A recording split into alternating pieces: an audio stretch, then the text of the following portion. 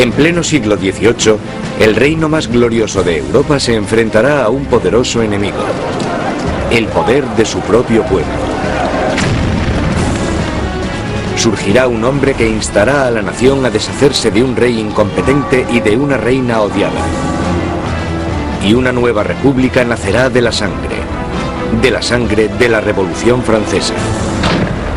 La Revolución Francesa.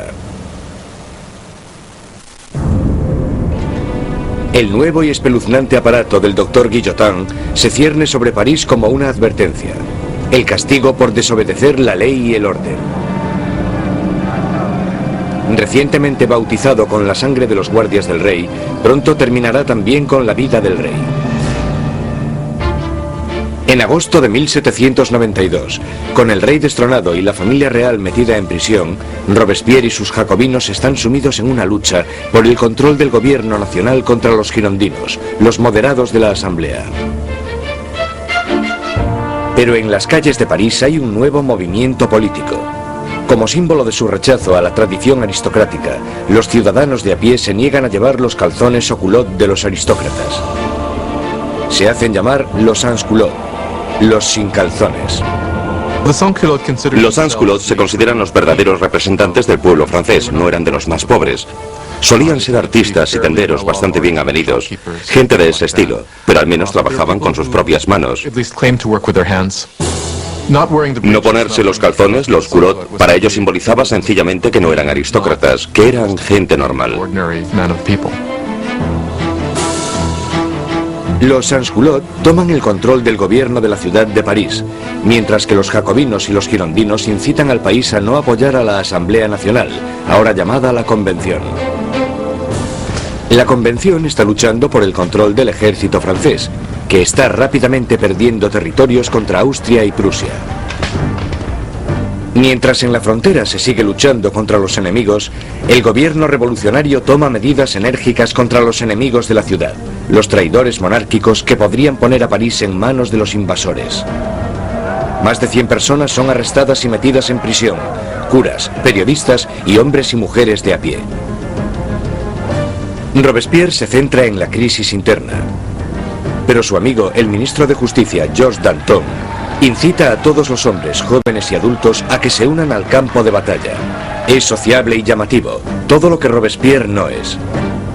Pronto, el nombre de Danton se empieza a oír por todo París.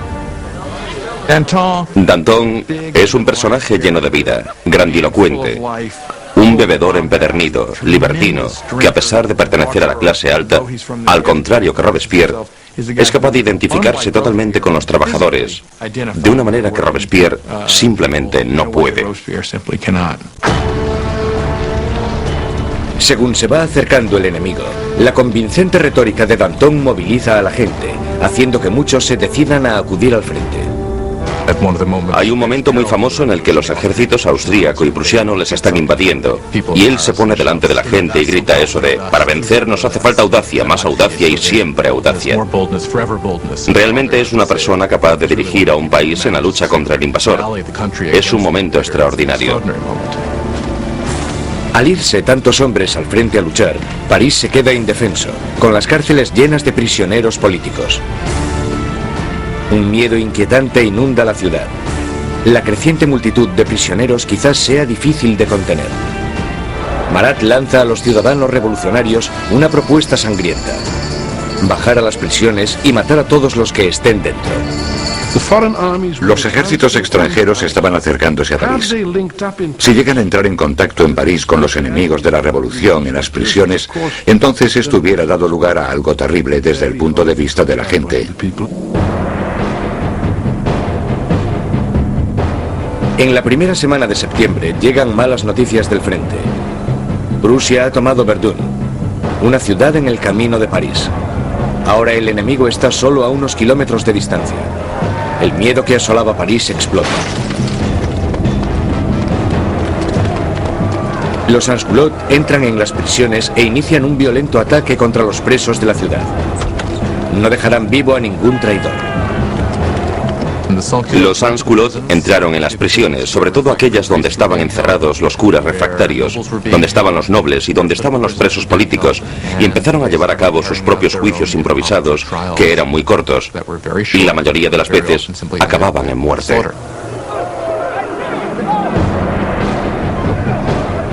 Las mujeres son violadas o mutiladas, los curas son destripados, los aristócratas descuartizados. En la primera masacre, más de 1.600 personas son asesinadas en solo unos días. Cuando la noticia de las masacres de septiembre se extiende por Europa, los enemigos de la revolución sienten repulsión.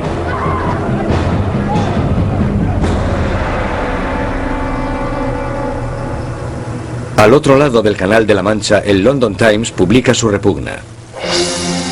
¿Son estos los derechos de los hombres? ¿Es esta la libertad de la naturaleza humana? Los tiranos más salvajes que vagan a cuatro patas por los territorios inexplorados de África son incluso superiores a estos animales parisinos de dos patas. La revolución ha tomado un rumbo intolerable. Incluso Robespierre se da cuenta de que las cosas han ido demasiado lejos, que la gente no puede dirigir sola la revolución. Necesitan a alguien que les guíe. Una mano de hierro. Gracias al poder de sus palabras, el incorruptible salta a la palestra como el hombre que puede guiar a la revolución. Robespierre, que anteriormente había apoyado la monarquía constitucional, ahora cree que ya no hay sitio para un rey. Se toma una decisión trascendental. Francia llevará a juicio a su propio monarca.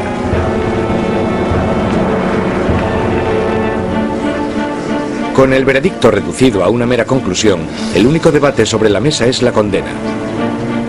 Los moderados, los girondinos, piden que no se acabe con su vida, y esto les deja a un lado de la convención.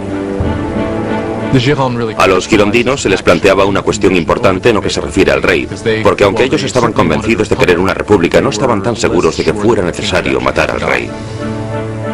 Los jacobinos, que querían la sangre del rey, superaban en número a los girondinos. ¿Por qué los jacobinos querían matar al rey? Yo creo que porque, como muy bien dijo Robespierre, para que la revolución pueda vivir hay que matar al rey. Si está bien que haya un rey, entonces algo va mal en la revolución. En todos los sistemas que existen, solo hay un castigo para la traición, y esa es la muerte. Por tanto, en ese sentido, si el rey es culpable de traicionar a su país en tiempos de guerra, entonces la conclusión es que debe sufrir la muerte de un traidor. El 20 de enero de 1793, Luis XVI es declarado culpable. Se dicta sentencia. El rey debe morir.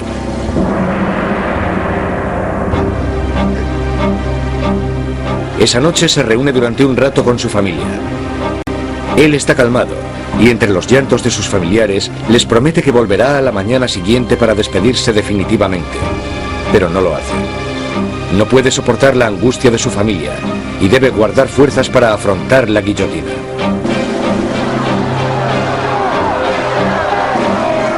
A la mañana siguiente, un carruaje lleva a Luis XVI al patíbulo. Estoicamente camina hacia la guillotina.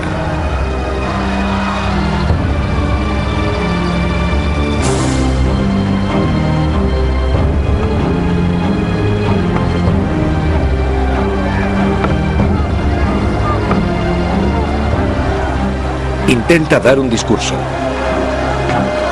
Confío en que mi muerte sirva para hacer feliz a mi pueblo, pero siento pena por Francia y temo que pueda sufrir la ira del Señor. Pero los guardias silencian sus palabras con el ruido de los tambores.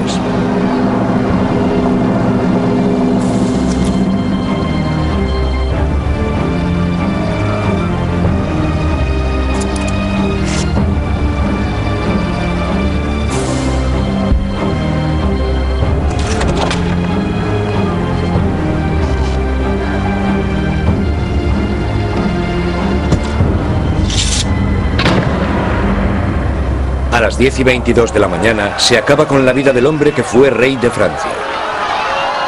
Desde la prisión del templo, María Antonieta oye los disparos de los cañones, anunciando la muerte de su marido. Se desploma del disgusto.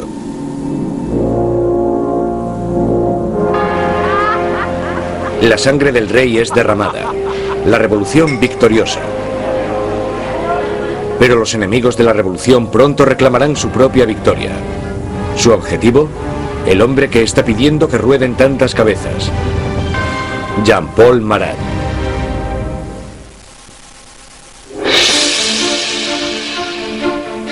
La ejecución del rey Luis XVI marca la victoria definitiva para los revolucionarios.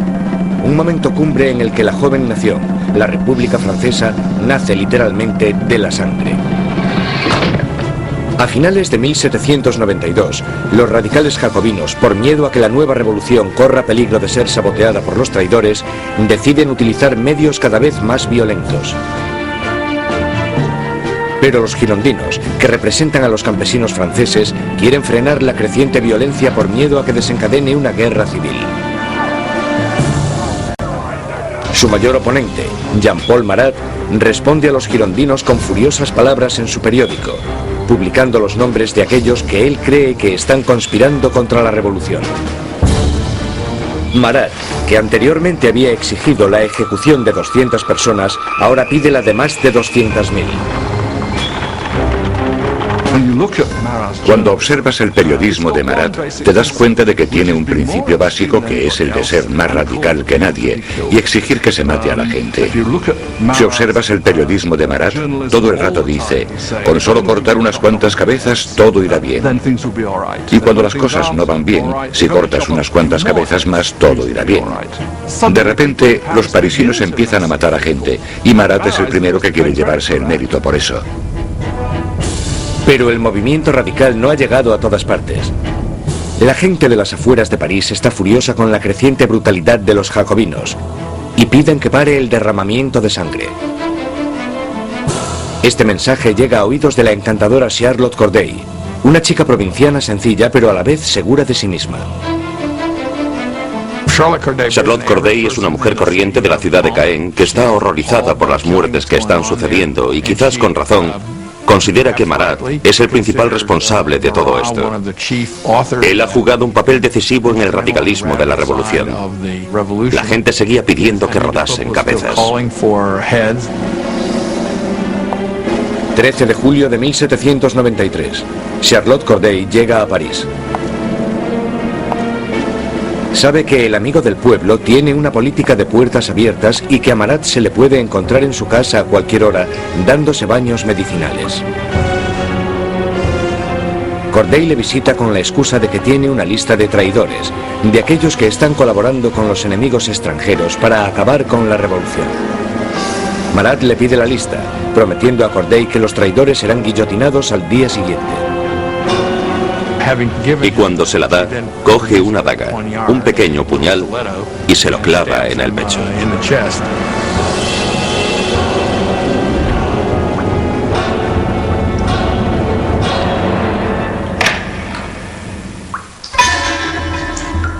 El llamado amigo del pueblo muere en el acto.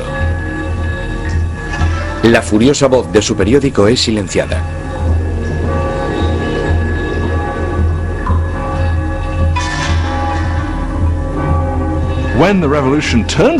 Cuando la revolución se convierte en un baño de sangre, es muy fácil echarle la culpa a él, y por supuesto eso fue lo que hicieron los que le odiaban o le temían. Y esa es una de las razones por las que Charlotte Corday lo asesina en 1793, porque cree que él es el responsable de muchas de las sangrientas atrocidades que han ocurrido. Corday no intenta escapar. En el juicio declara que no está arrepentida.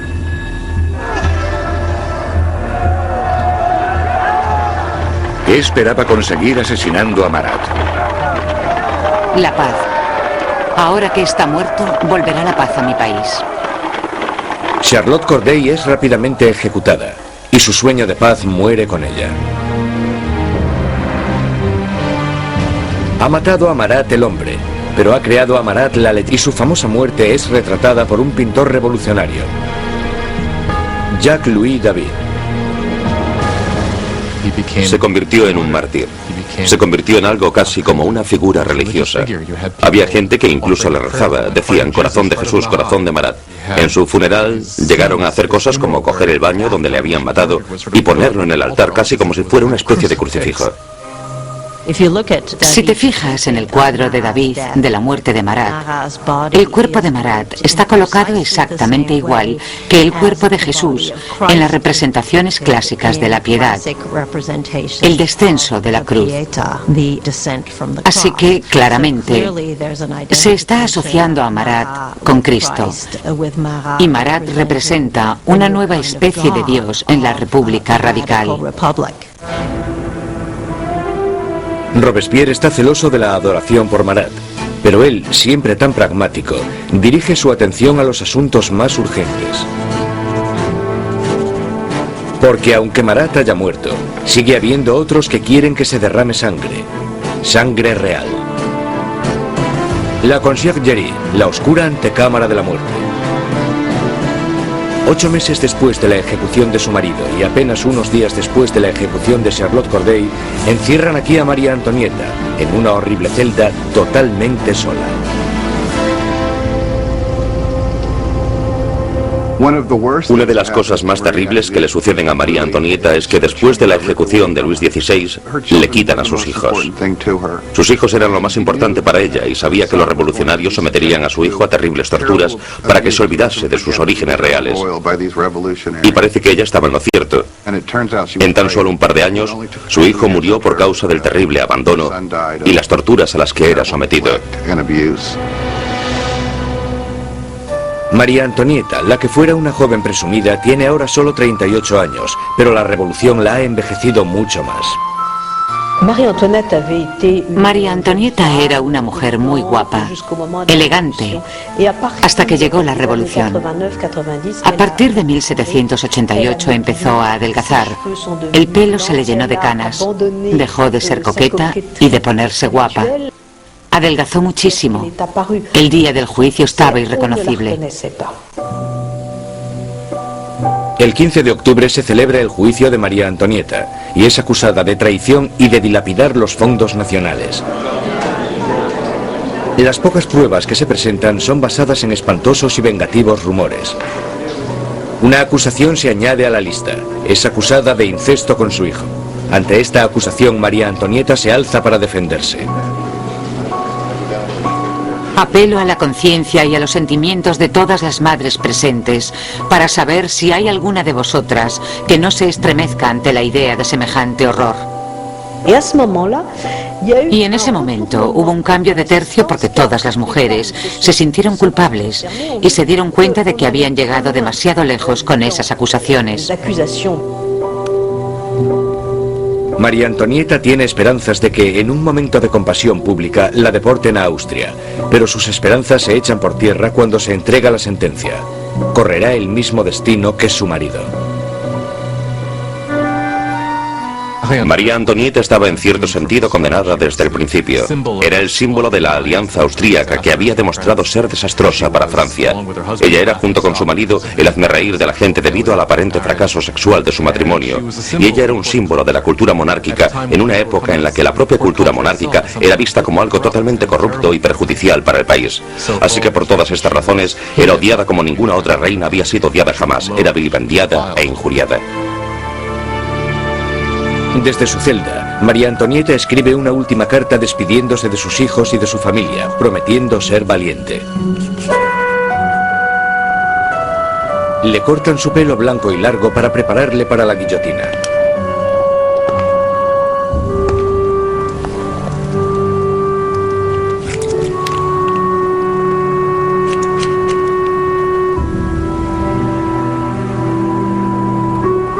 Le atan las manos con firmeza. Mientras es escoltada para salir de la prisión, tiene la esperanza de que llegue un carruaje. En vez de eso, es una carreta, la carreta donde van los criminales comunes. Ella esperaba que cuando la llevasen al patíbulo recibiría el mismo tratamiento que recibió el rey, lo que suponía subir en un carruaje cerrado para que la multitud no pudiese llegar hasta ella. Pero la pusieron en una carreta abierta y la gente le gritaba todo tipo de cosas, cosas horribles, terribles amenazas. Apenas la sombra de la soberana que fue, María Antonieta mantiene su dignidad de reina mientras desfila por las calles de París.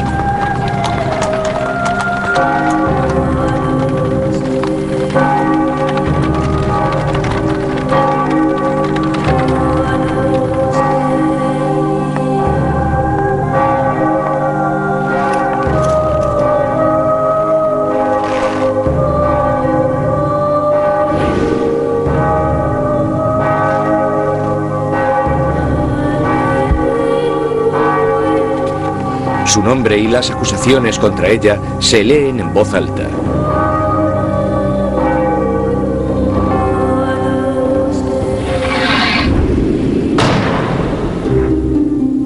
La última reina de Francia ha muerto.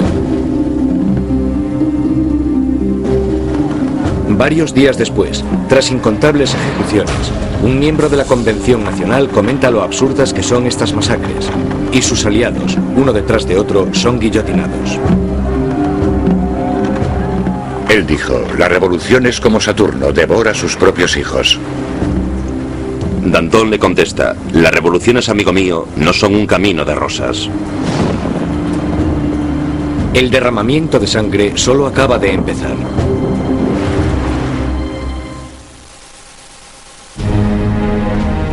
Septiembre de 1793.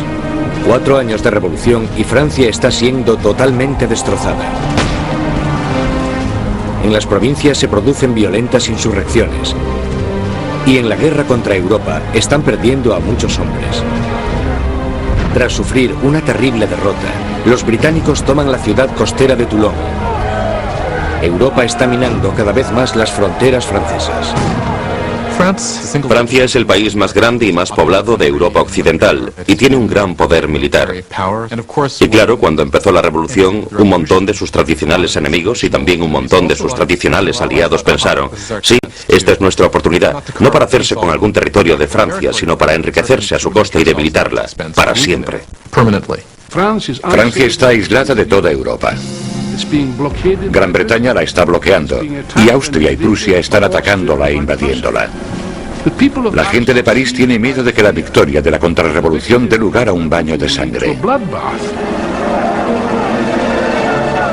Danton y Robespierre, los mejores oradores de la convención, se dan cuenta de que para poder salvar la revolución tienen que atacar. Convencen a sus compañeros para establecer una nueva y amenazadora ley marcial. Es hora de que todos los franceses disfruten de una igualdad sagrada. Es el momento de imponer esta igualdad mediante leyes que hagan justicia contra los traidores y conspiradores. Haced que el terror esté a la orden del día. Esto inicia un nuevo capítulo en la revolución. Un periodo de represión violenta llamado el terror. En un increíble cambio de tercio, los revolucionarios suspenden la nueva constitución y todos los derechos que garantizaba. Se colocan policías de paisano por todo el país. Cualquier persona sospechosa de realizar actividades contrarrevolucionarias es perseguida, sometida a un juicio rápido y mandada a la guillotina. El reino del terror fue concebido como un gobierno de emergencia. Lo que ellos entendían como terror se basaba en sembrar el terror en los corazones de los enemigos de la República. Por lo tanto, digamos que o estaban muertos de miedo o eran arrestados y liquidados.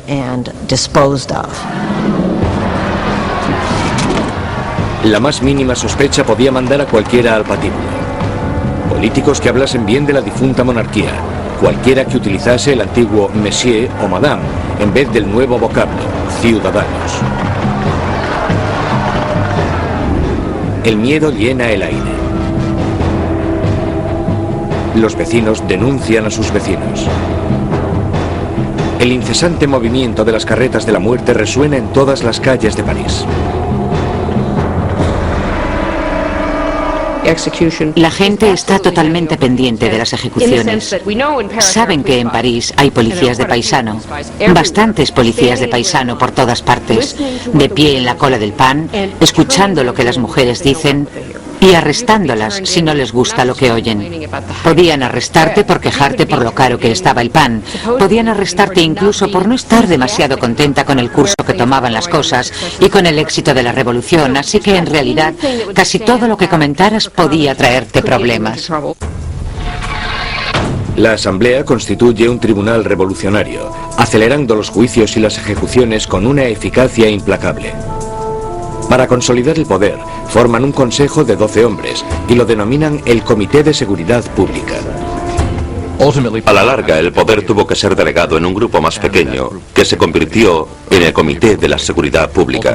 Al final eran 12 personas que gobernaban Francia como una dictadura colectiva. Por sus discursos magistrales y su visión revolucionaria, Robespierre enseguida se convierte en el portavoz del comité. Y su voz está pidiendo que se derrame más sangre. Una de las ironías de la vida política de Robespierre es que desde el principio él estaba totalmente en contra de la pena de muerte. Y por supuesto se tendrá que comer sus propias palabras cuando más tarde se convierta en un defensor acérrimo del terror y la guillotina.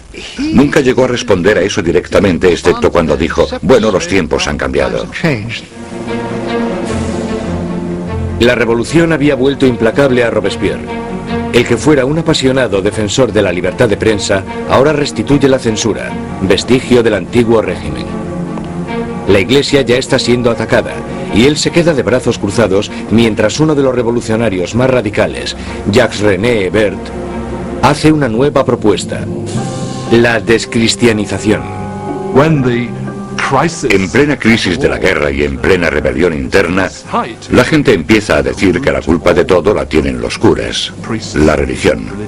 Y que lo que tenemos que hacer, si queremos salvarnos de los enemigos de la revolución, es destrozar el poder de la Iglesia Católica.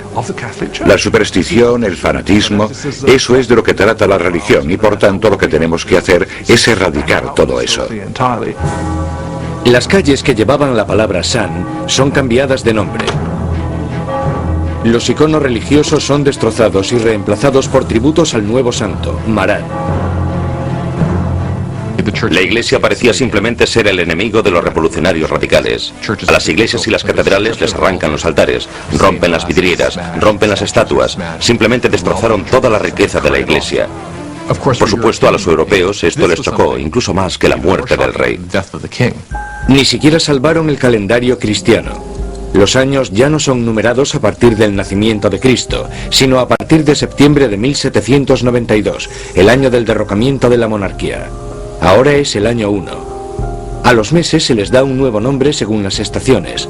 Julio se convierte en Termidor, abril en Floreal. Los meses duran 3 semanas, cada una de 10 días de duración. El calendario revolucionario seguramente fue diseñado como una especie de arma contra el cristianismo, contra la creencia cristiana. Por supuesto, al tener una semana de 10 días, la gente ya no sabría cuándo era domingo. Eso era lo que esperaban. El terror se extiende por toda Francia. Se condenan las insurrecciones con una sanguinaria e implacable crueldad. En la ciudad de Lyon, donde los contrarrevolucionarios están ganando terreno, el Comité de Seguridad Pública sienta un ejemplo brutal. Cientos de rebeldes son atados, llevados a campos y acribillados en masa.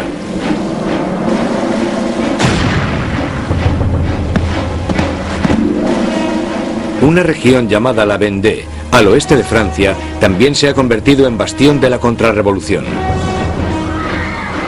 Barcas llenas de rebeldes y curas atados entre sí son hundidas sin piedad. Más de 100.000 personas son asesinadas solo en la zona de la Vendée. En París, la hoja de la cuchilla cae a un ritmo aún más frenético.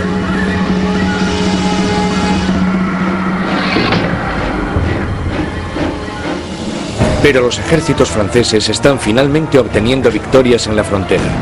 Bajo el mando de un magnífico joven comandante llamado Napoleón Bonaparte, el ejército francés obliga a la Marina británica a realizar una humillante retirada en Toulon. La revolución está en su punto álgido. Robespierre está en su momento de más poder. Ha acabado con los enemigos de la revolución y ha asegurado su éxito sembrando el terror. Durante un tiempo el terror fue un mecanismo muy efectivo para conseguir la unión del gobierno y para luchar en lo que fue, después de todo, una guerra en varios frentes, en el frente este, en el frente norte, contra enemigos externos. Una guerra civil en la zona de la Vendée, que fue la más sangrienta de todas, y también una guerra civil contra los girondinos y otros revolucionarios en contra del gobierno. El terror había alcanzado sus objetivos, pero no se para ahí. Y no parará hasta que destruya al hombre que lo sembró. Maximilien Robespierre.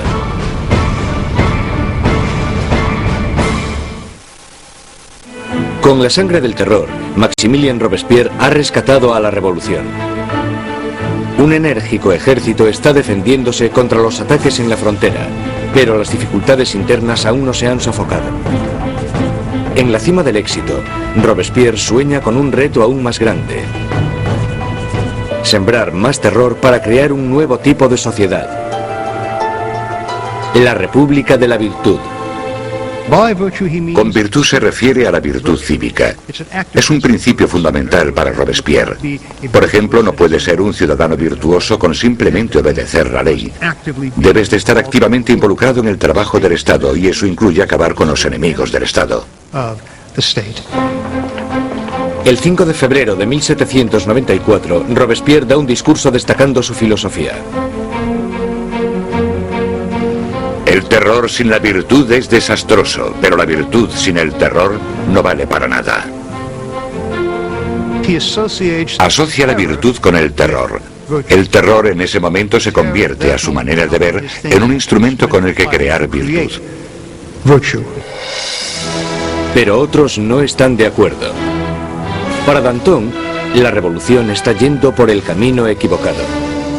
Él y sus seguidores, los dantonistas, creen que es el momento de acabar con el terror, porque este ya ha hecho su función.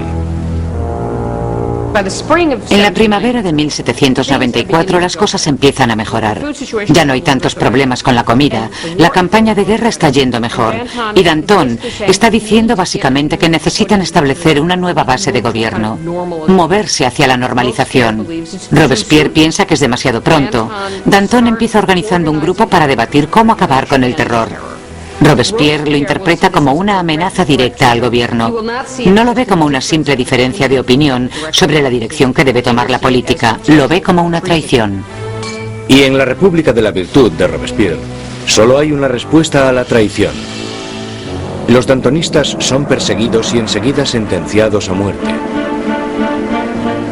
Robespierre ha mandado a cientos al patíbulo, pero estas ejecuciones le ponen nervioso. No acudirá a la decapitación de sus antiguos amigos y aliados.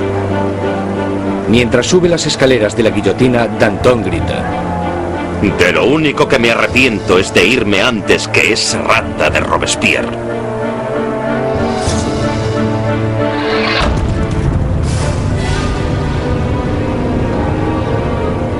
Con los dantonistas fuera de su camino, Robespierre inicia en Francia un periodo aún más sangriento y terrorífico: el Gran Terror.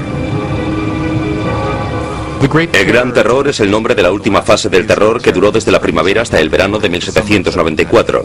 En este periodo el ritmo de las ejecuciones empieza a aumentar de verdad, con lo que se desata el miedo, principalmente en París, aunque en todo el país empieza a aumentar de manera exponencial. Se calcula que al mes en París se realizaban 800 ejecuciones, y al final del periodo incluso más. El verdugo de París está más ocupado que nunca.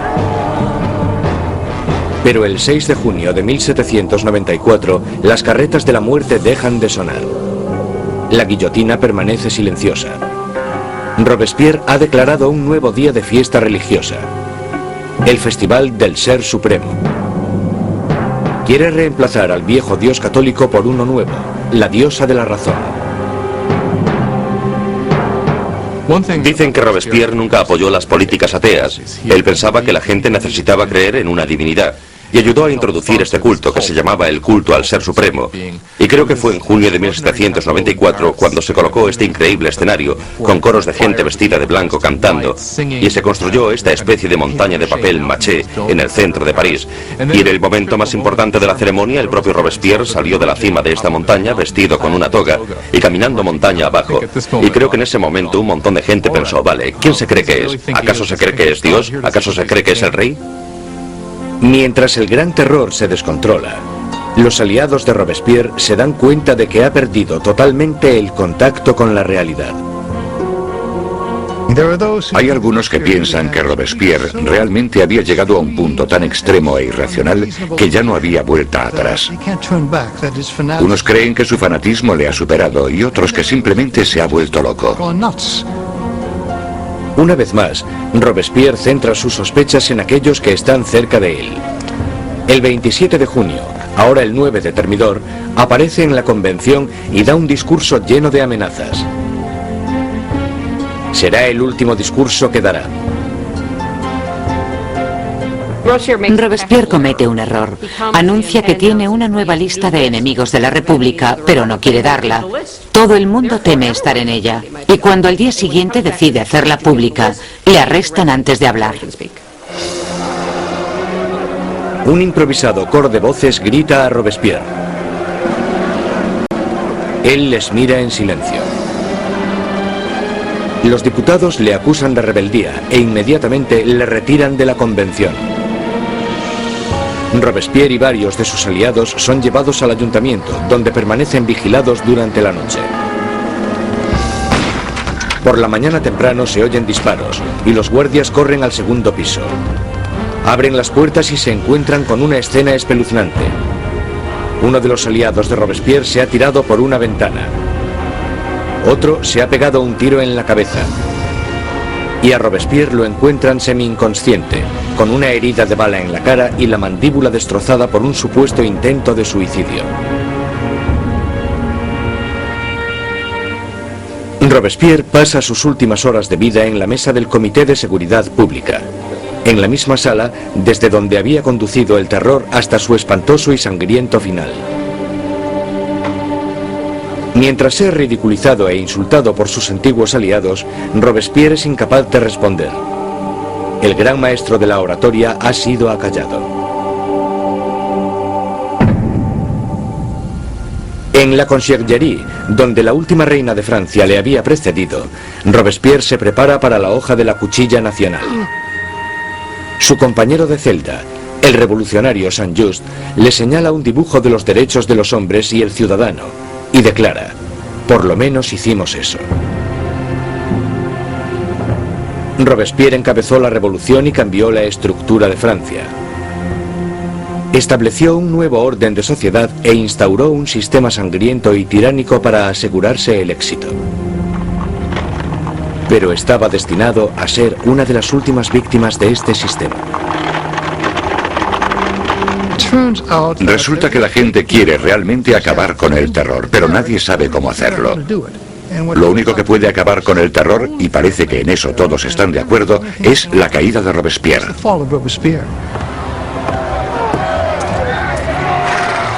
El 27 de julio de 1794, la guillotina acaba con el incorruptible. Y la última sangre del terror es derramada.